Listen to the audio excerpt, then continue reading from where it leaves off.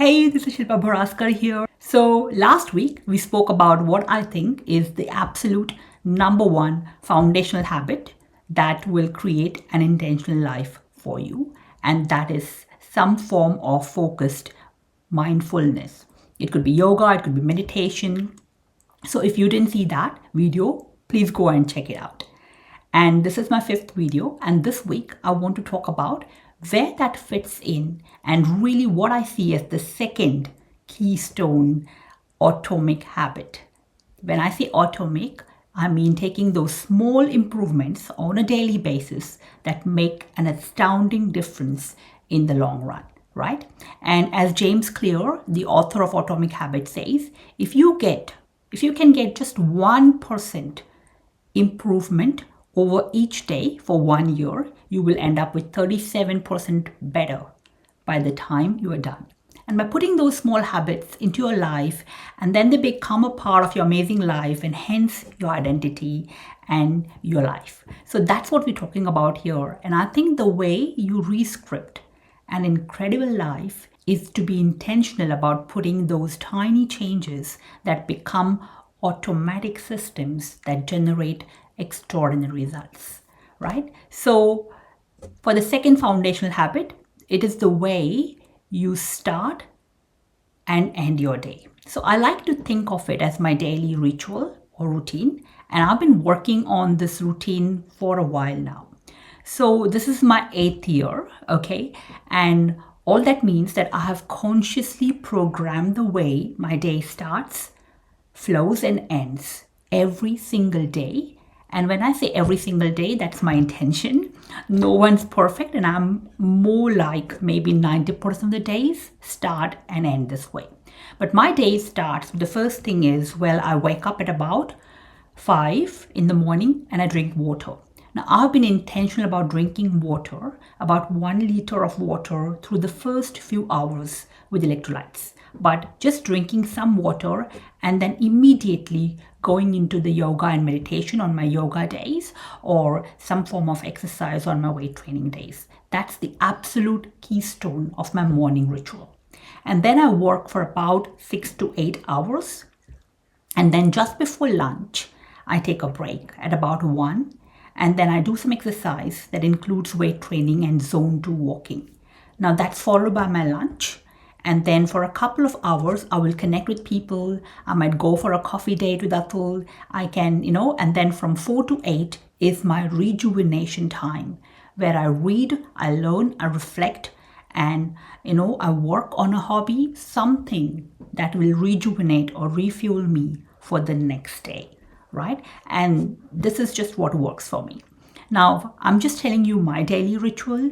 Your ritual could be completely different based on your life and where you are, right? But I highly recommend that you have some form of meditation and mindfulness in there, especially in the morning.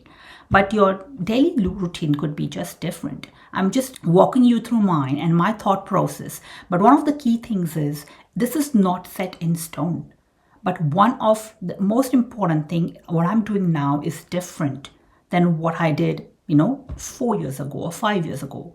And one of the books that really helped me with this is The Productivity Project by Chris Bailey. So as you sit down to plan on your daily ritual, you want to do is you also want to plan in a debrief. You now want to say, look at the calendar and say 30 days from now, this is what I'm going to do.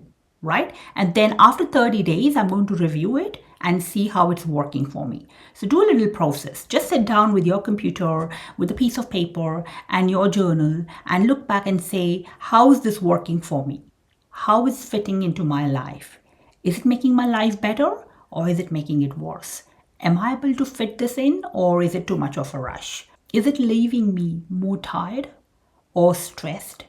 Can I add in something more or different? Are certain pieces working or are the pieces not working? But it's about sitting down and designing the way your day starts, flows, ends is a very important part of this process. So I know a lot of people, they wake up, they reach out, pick their phones, they look at their phones, and now you are in a rabbit hole. I mean, you've lost control of your day.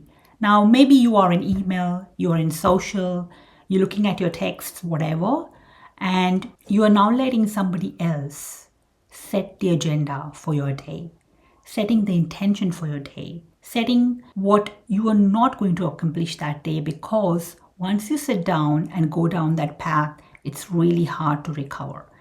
What this is all about, this daily ritual, is about putting you in the right frame of mind, emotionally, physically, mentally, at the start of the day, and then sustain you and your productivity through the day and refuel you at the end of the day so you can then create that intentional day.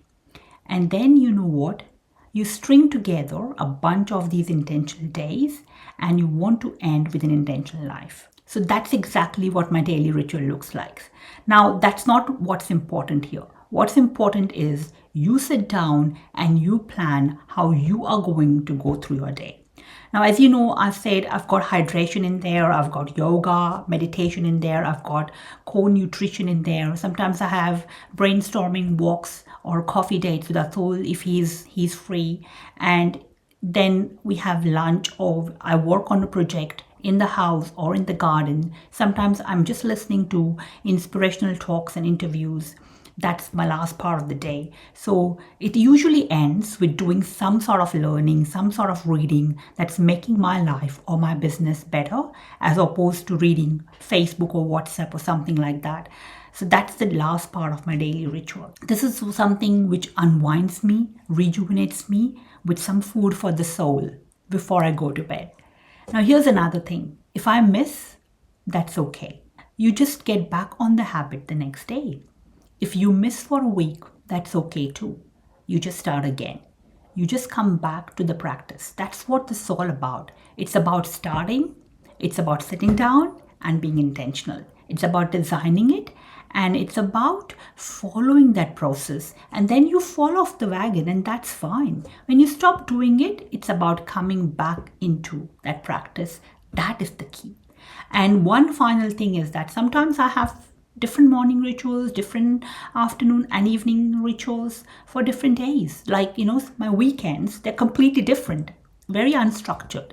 I have different rituals when I'm on a holiday, or when, my son's home from uni, or when I'm going to spend my time with my family in India, or sometimes we go out, completely off the grid, off internet, when we are camping in remote places, and I'll have a very different process. So I actually have a different daily rituals lined up for different types of days, but that's super advanced stuff. Just start with one basic ritual that will work for most weekdays, and just start very simple and be forgiving of yourself if you miss, if it's not perfect, if it ends up being a little wonky, that's okay too. It'll get better over time. So I'm Shilpa Bharaskar. Wherever you're watching this, scroll down, leave me a comment, and let's go and rescript the best life of our dreams this week. Thank you.